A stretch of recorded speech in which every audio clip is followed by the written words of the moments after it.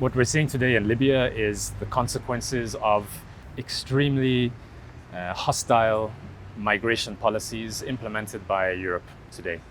This is a humanitarian crisis created by politicians. It's a humanitarian crisis created by the policies that are blocking people from being able to reach safety. So, for example, today in Libya, we have a huge number of people that are trapped inside a conflict zone who are in transit trying to reach safety in Europe. They are trying to cross the Mediterranean to seek safety in Europe.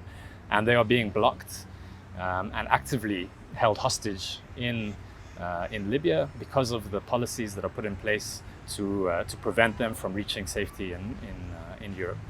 And this is not something unique to Europe. We're seeing it as well in the policies put in place by the Australian government, for example, with refugees that are being trapped on Nauru Island. We see it in Southern Africa and Latin America, where governments close borders, where governments try to push back their borders to prevent people from moving and seeking safety.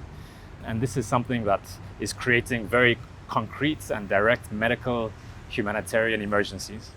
We see patients that, in the case of Libya, that are trapped in the most unimaginable conditions, that are being subject to extremely dire circumstances that we see as manifest in their medical conditions. And this is something, as a medical humanitarian organization, that we can't accept. And not only are we treating the consequences of this, but we are being then targeted for doing so. Our solidarity with patients is being considered as a threat to the political discourses of governments around the world.